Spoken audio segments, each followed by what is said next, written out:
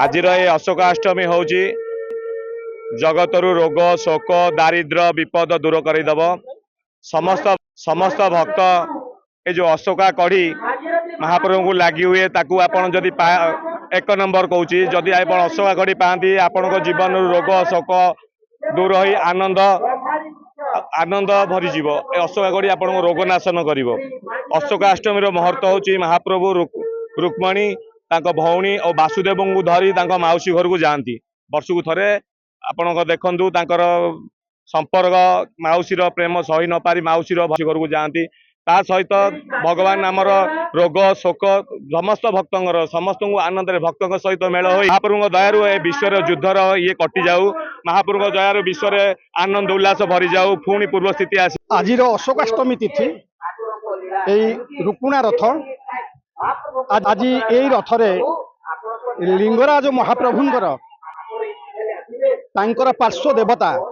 चंद्रशेखर आज रामेश्वर पीठ विराजमान करिवे रामेश्वर पीठ को विराज करिवे विजे करिवे यही रथरे ब्रह्मा हेउचनि सारथी लिंगराजंकर पार्श्व देवता चंद्रशेखर एथरे विराजमान करिवे आयु रुक्मिणी देवी दुर्गा जहाँ को नाम रे रुक्मिणी रथ रुक्मिणी हूँ सुनार रंग ये जो सुवर्ण रंग रंग यह हूँ देवी रुक्मिणी जे होती दुर्गा तेणु ब्रह्मा सारथी चंद्रशेखर पार्श्व देवता यह विजय करेंगे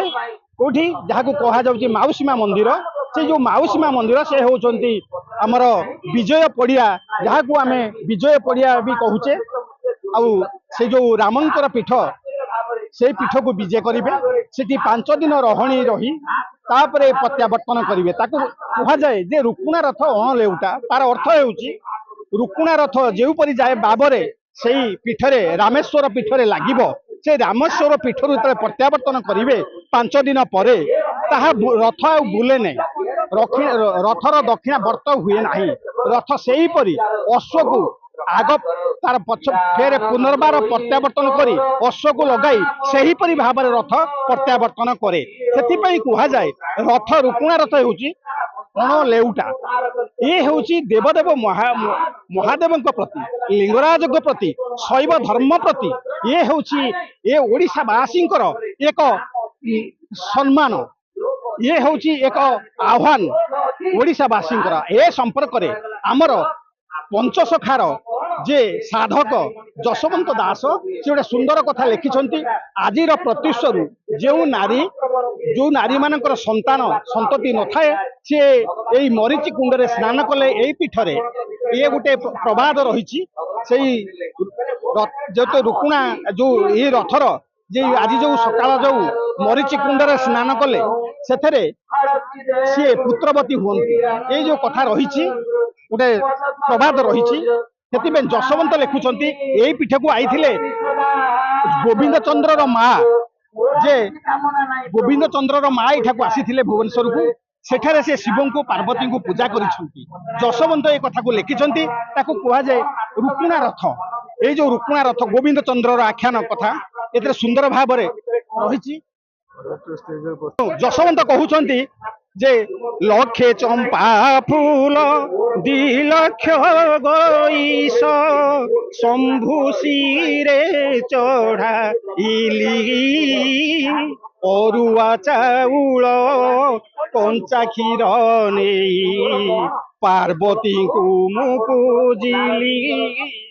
यही अरुआ चाउल कंचा क्षीर लक्षे चंपा फूल मुकुता दे देवदेव महादेव को प्रदान करी गोविंद चंद्र को पाई जानिले हाड़ीपा गुरु कहले ये पुओ बेसी दिन बंचब ना तेणु दीर्घायु करने पुनर्बार से हाड़ीपा परामर्श क्रमे पुओ को जोगी कर जोगी है बेले गोविंद चंद्र कहते ये लाउ थाल कांधे गोटे लाउ थाल झुले कहले लाउ थाल कौन मु अन्न खाइबी से कहते ये लाउ थाल नुहे ये हूँ शिवंकर थाल से कहते जशवंत कहते जे लाउ थाल नबो लरे जोगी पुत्र ए अटे शिव थाल से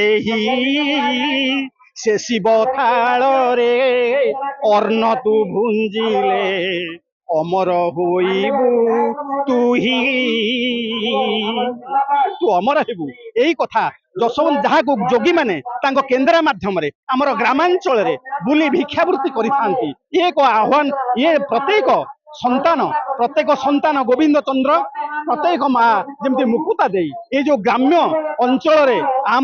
ଇଏ ଏକ କାରୁଣ୍ୟର ବାର୍ତ୍ତା ଯାହା ଏ ପର୍ଯ୍ୟନ୍ତ ରହିଛି। ଇଏ ମାଟିର ଅସ୍ମିତା, ଏ ମାଟିର ଗର୍ବ ଗୌରବ। ତେଣୁ ଆଜି ତଥ୍ୟ ମହାଦେବ ଦେବଦେବ ମହାଦେବ ସ୍ୱୟଂ ଶଙ୍କରଙ୍କର ଏଇ କଥା ରହିଛି। ଏହାକୁ ଆମେ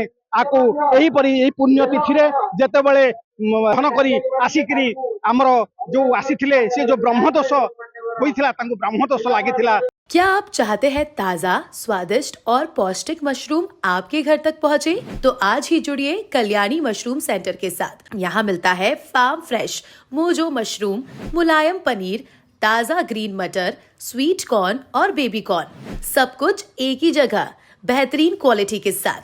हम देते हैं होलसेल और रिटेल दोनों सुविधाएं। आज ही डिस्ट्रीब्यूटरशिप लेने के लिए कॉल करें 9337096782 या 9040091506। कल्याणी मशरूम सेंटर, ओडिशा का भरोसेमंद नाम, मोजो मशरूम और डेयरी प्रोडक्ट्स में।